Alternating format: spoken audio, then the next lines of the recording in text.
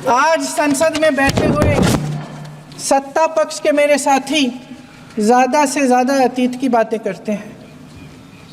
1921 में क्या हुआ, कब हुआ, नेहरू जी ने क्या किया। अरे वर्तमान की बात करिए, देश को बताइए आप क्या कर रहे हैं, आपकी जिम्मेदारी क्या है। कि सारी जिम्मेदारी जवाहरलाल नेहरू की है। अध्यक्ष महोदय जी, ये सरकार आर्थिक न्याय का सुरक्षा कवच तोड़ रही है। आज संसद में बैठी ये सरकार बेरोजगारी और महंगाई से जूझ रही हमारी जनता को क्या राहत दे रही है। कृषि के कानून भी बड़े बड़े उद्योगपतियों के लिए बन रहे हैं। सही एमएसपी को छोड़िए, डीएपी तक नहीं मिल रहा है।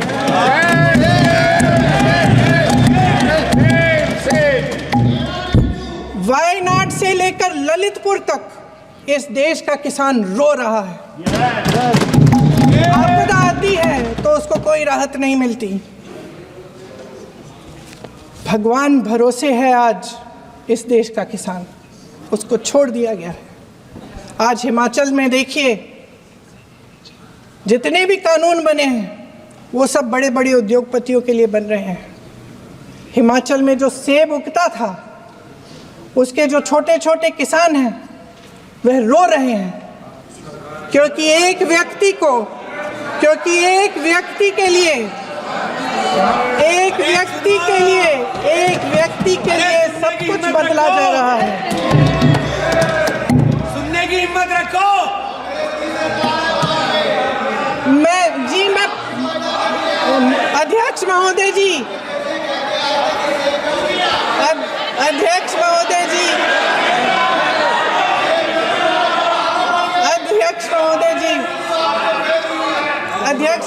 जी, सारे कोल्ड स्टोरेज प्रदेश की सरकार ने नहीं दिए, कोल्ड स्टोरेज आपकी सरकार ने दिए हैं। देश देख रहा है कि एक व्यक्ति को बचाने के लिए 142 करोड़ देश की जनता को नकारा जा रहा है। सारे बिजनेस, सारे संसाधन, सारी दौलत, सारे मौके एक ही व्यक्ति को सौंपे जा रहे हैं। सारे बंदरगाह, एयरपोर्ट्स, सड़कें, रेलवे का काम, कारखाने, खदाने, सरकारी कंपनियां सिर्फ एक व्यक्ति को दी जा रही है। जनता के मन में हमेशा ये विश्वास होता था कि अगर कुछ नहीं है तो संविधान हमारी सुरक्षा करेगा, मगर आज आम लोगों के बीच ये धारणा बनती चली जा रही है कि सरकार सिर्फ मुनाफे के लिए चल रही है। देश में बहुत तेजी से गैर बराबरी बढ़ रही है। जो गरीब है वो और गरीब हो रहा है, जो अमीर है वो और अमीर हो रहा है। इस सरकार ने आर्थिक न्याय की भी सुरक्षा कवच तोड़ दिया है। राजनीतिक न्याय की जब बात होती है, मेरे सत्ता पक्ष के साथी आज खड़े हुए और तमाम गिनती करने लग गए कि ऐसा हुआ वैसा हुआ, 1975 में जो हुआ। तो सीख लीजिए ना, आप भी सीख लीजिए, आप भी अपनी गलतियों के लिए माफ़ी मांग लीजिए। आप भी बैलेट पे चुनाव कर लीजिए, दूध का दूध, पानी का पानी हो जाएगा। इस सदन में जब हम शपथ लिए थे, संविधान की शपथ लिए थे और सत्य निष्ठा से प्रतिज्ञान किए थे कि भारत की प्रभुता और अखंडता को अक्षुण्ण रखेंगे और कर्तव्यों का श्रद्धापूर्वक निर्वहन करेंगे, पर हमारे विपक्ष के लोग हैं जो विदेशी तंत्रों से हाथ मिला करके बार बार भारत की प्रभुता और अखंडता पर चोट करते हैं। एक तरफ जहां मोदी जी की कार्यकाल में एफडीआई बढ़ा है, जो फॉरेन डायरेक्ट इन्वेस्टमेंट है, वहीं पे इतने ही वर्षों में कांग्रेस का एसडीआई जरूर बढ़ गया। अब एस उसमें क्या है, उसका नाम लेंगे तो हल्ला हंगामा हो जाएगा, इसीलिए आप लोग खुद ही समझ जाइएगा। ये वही बात हो गया, हिंदी का एक मुहावरा है, मुंह में राम बगल में छुरी, पर ये भी विपक्ष पे सही नहीं बैठता है, क्योंकि विपक्ष तो प्रभु श्री राम का नाम ही नहीं ले सकते, पर छुरी लेकर के बार बार संविधान की हत्या जरूर करने का कोशिश करते हैं। इसीलिए हम लोग कहते हैं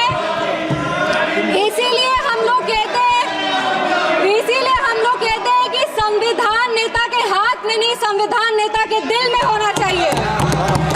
एक उदाहरण देते हैं, 2008 में इसी सदन में ट्रस्ट वोट के लिए कैश फॉर वोट स्कैम किया गया था और लोकतंत्र का गला घोटने का कोशिश किया गया था।